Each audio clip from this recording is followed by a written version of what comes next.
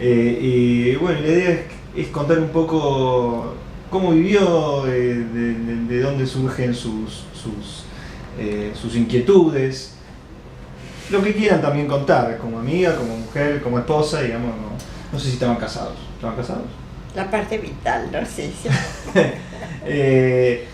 Así, si quieren decir su nombre y su nombre y apellido, y así queda grabado. Bueno, Elizabeth Lanata, Elizabeth Lanata, María Teresa Lanata. Yo soy Beatriz Amalia Martínez, pero me dicen Beatriz, en realidad me dicen Coca. Muy bien. Usted era La mujer.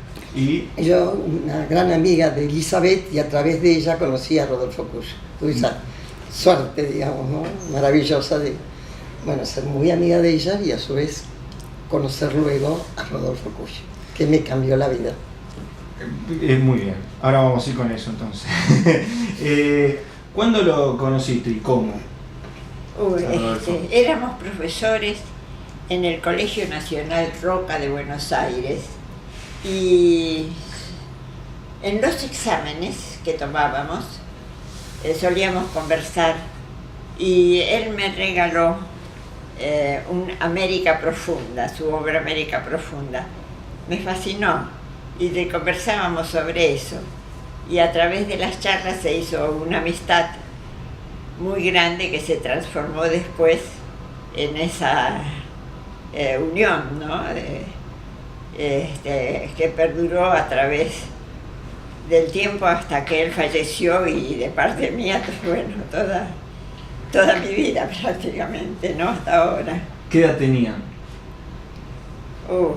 Entonces yo tendría alrededor de 20 y tantos años, 20 y algo, y él mayor que yo, 12 años. ¿Y en ese momento daban clases en dónde? En el Colegio Nacional Roca de Buenos Aires, del barrio de Belgrano. ¿Vivían por ahí? No cerca, pero sí. ¿Y qué vida llevaban? ¿Eran profesores? Profesores, ¿no? Y bueno, te decía, él a través de las charlas, me regala una de sus obras, El América Profunda, que me resultó, bueno, interesantísima, fascinante, diríamos. Y eso motivó después charlas más profundas y una amistad que se transformó después, bueno, en amor, ¿no? Un amor que duró para toda nuestra vida, ¿no? ¿Y él qué hacía, digamos? ¿Daba clases? Bueno, después empezó a salir con usted. Era profesor, escribía, era director también del Museo Almirante Brown de la provincia de Buenos Aires. Y bueno, entonces de las clases eran las charlas los que nos unían. Y luego alguna vez me invitó a acompañarlo al museo. Bueno, y así, bueno, fue incrementándose esa amistad a través de los paseos, bueno, de esa... ¿Y como profesor cómo era? Lo querían mucho, los alumnos lo querían. Estábamos viviendo ya después en nuestro departamento, y no faltaba día en que no hubiera alguno de los alumnos que fuera a visitarlo. Profesor, ¿cómo le va, profesor? Y de encontrarlo en la calle también, ¿no? Él tenía un trato muy humilde, bien, digamos, muy correcto, humilde, y los chicos lo adoraban, ¿no? Los alumnos lo querían mucho. Y era digamos, en la casa era de sentarse a estudiar y a analizar y a trabajar. ¿Cómo era ese trabajo? ¿Dónde trabajaba? ¿En la casa? Sí, no, en la casa, ¿no? Había viajes, lo que sería trabajo de campo. Salíamos, cuando tuvimos chicos, salíamos con los chicos. Los chicos solían ser un elemento de unión con los lugares que visitábamos, y después muchas veces yo le acompañaba en el sentido que hacía las grabaciones mientras él hablaba con la gente, o los dos hablábamos, ¿no? Porque eran charlas muy amigables que teníamos con la gente, con las personas que visitábamos, ¿no? Y además yo las grababa y a veces tomaba fotos también, cosa que él se mantuviera libre en las conversaciones, ¿no? Y después sí, en la casa trataba de darle toda la tranquilidad para que pudiera en su escritorio, para que pudiera trabajar bien, ¿no? Sin interferencias, ¿no? Los chicos lo respetaban. Recuerdo así muchas veces de mi hijo mayor. Quería ir a preguntarle cosas al papá. Abría la puerta del escritorio, lo miraba al papá. Si el papá le decía pasar, él entraba. Y si le decía necesitas algo, no, entonces se iba. Había un entendimiento conmigo y con los chicos, ¿no? ¿Y esos viajes cómo eran? Vos de una dijiste, bueno, voy, lo acompañaste, ¿cómo eran esos viajes? Sí, siempre, sí. Porque creo que yo le ayudaba, ¿no? No solo en el viaje en sí como compañera, sino también para hacer amistad con la gente, ¿no? Para hacer como una entrada con la gente, ¿no? Era más fácil, ¿no? Siendo una mujer, hablar con las señoras o con la gente de los pueblos, ¿no? Y ella lo sabe, porque muchas veces hemos ido también en nuestros viajes con Coca, ¿no? Y entonces éramos las dos las que hacíamos el enganche, digamos, con la gente del lugar. Claro, porque la idea era conocer a esa gente, ¿no? Gente tal vez de otra realidad. ¿Cómo eran? ¿Qué recuerdan de esos viajes? ¿Alguna anécdota o algo que recuerden de esos viajes? Mira, no sé, bueno, Elizabeth, por la voz, pero para mí fue una experiencia maravillosa. Bueno, ¿cómo lo conocí? Quiero decirte esto, ¿no? Elizabeth, nosotros fuimos compañeras de la facultad y seguimos la amistad. Y un día me dice, Elizabeth, conocí a una persona fantástica. Y yo había vuelto como mochilera de Bolivia. Y yo había quedado fascinada con Bolivia. Yo digo, es otro mundo, ojo, esto es otra cosa. Y viene y justo me dice, conocí al autor de una obra que se llama América Profunda. Es un profesor que está con ella, pero que les contó recién ella. Eso me pareció fantástico, lo tenéis que conocer. Entonces me dice, vamos a tomar un café, él va a ir al café que estaba en Corrientes y Uruguay, que creo que no está más, el Foro creo que era. El Foro. Y bueno, en el Foro. Y bueno, y de pronto ahí conozco a Rodolfo Kusch, que no me lo voy a olvidar jamás. Y no me separé nunca más de ellos. Entonces, cuando podía, viajaba con ellos, y lo que era maravilloso, lo que aprendía en el aspecto de que antes con la gente, él no era de preguntar, sino era más bien de escuchar, que era el objetivo. Y entonces, no sé, yo aprendí, se imaginan, ¿no? Una experiencia maravillosa. Y lo respetuoso de Rodolfo Kusch era fantástico. Ante los más humildes, era humilde como los humildes. Digamos, no invadía, ¿no? Para nada. Sino que esperaba que se diera el enlace, Exacto. el diálogo. ¿Cómo, bueno, se acercaba con ustedes, con los chicos, se hacía amigo, digamos? Sí. Sí, hacía amigo con quien. Con la gente que entrevistaba, sí, digamos. Sí. Bueno, él, para mí, como yo lo veía, ¿no? Estando en Maimará, yo hice varios viajes estando ellos en Maimaraya. Y previamente, si hacíamos un viaje, él se preparaba interiormente. ¿No es cierto? Era una intención, ¿no? Yo veía como él se preparaba interiormente para ir a ver a alguien, un sanador de la zona, digamos así, un yatiri de la zona. que por supuesto súper humildes, ¿no? Metidos en la montaña, digamos, ¿no? En un ranchito. Y entonces yo lo que sentía, que veía, que él primero interiormente se preparaba. Una cosa así, yo se lo contaba a ella, no sé si lo recordaba, pero me emocionaba, era como una cosa muy profunda. Y luego los elementos que llevaba para ofrecer a esa gente, el tabaco, las cosas, pequeñas cositas, por las cuales ofrecía para ir a verlos. Y bueno, era distinta la situación. No iba con un machete para preguntar tal cosa. No preguntaba, como decía recién Elizabeth. Escuchar, y de lo que escuchaba, por ejemplo, a los amigos o alumnos antropólogos le decía, bueno, sí, ya prepararon ustedes el cuaderno, los aparatos, sí, las preguntas, ya tienen todo preparado. Les decía irónicamente, ¿no? Sí, como diciendo, no va por ahí el asunto. Hay que escuchar. Y de ahí viene la reflexión.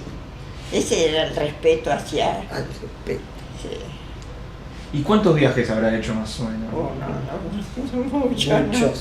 Ellos muchos. ¿Por dónde, por ejemplo? ¿Qué recordás?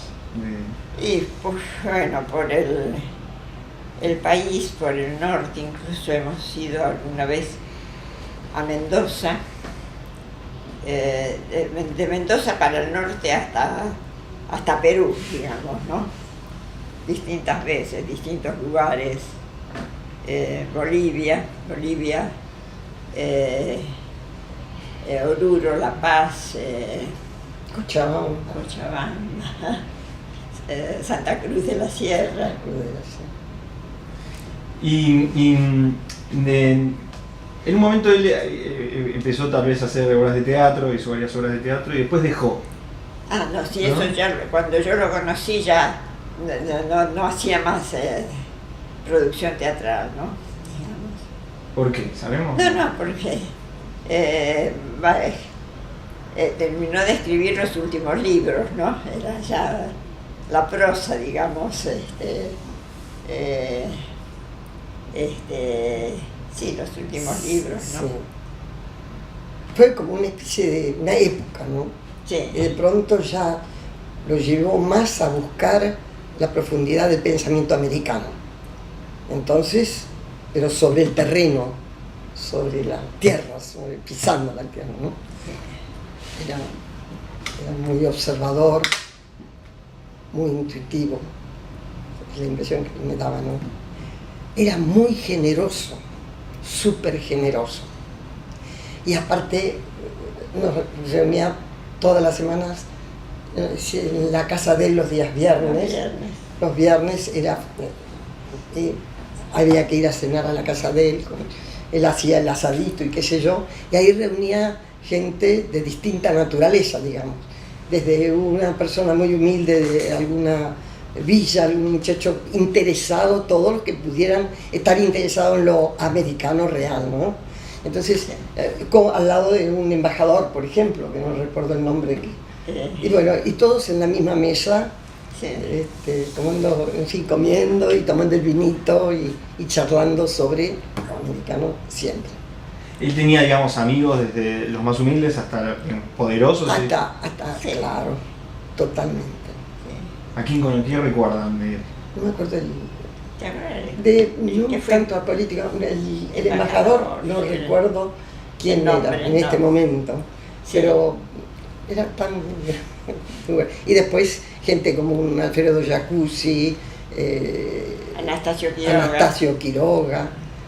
Con Anastasio Quiroga, que no sé si ustedes lograron conocerlo, saber, bueno, era un jujeño así, que hacía cantor y poeta, ¿no? Y entonces él hacía los instrumentos, él mismo hacía los instrumentos americanos, digamos, ¿no? Todos los instrumentos, tocaba también todos los instrumentos. Y bueno, esto lo sabés, personalmente les digo que yo, por ejemplo, las Navidades, o 24 de diciembre y 25, con mi familia, pero el 31 y primero, casa de Elizabeth y Cuyo.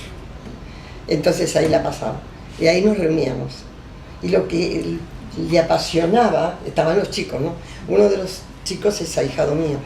Y entonces lo que le apasionaba a él es tirar las bombas, los cohetes, unos ruidos. ¿Te acordás? Era una cosa así, parecía un chico más. Sí. Una cosa que nadie lo que... La seriedad de él, aparentemente, ¿no? Pero de pronto saltaba en él en esa parte, esa forma de...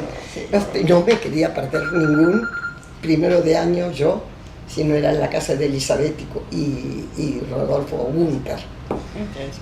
Y de su ascendencia alemana, ¿no? ¿Él dónde nació?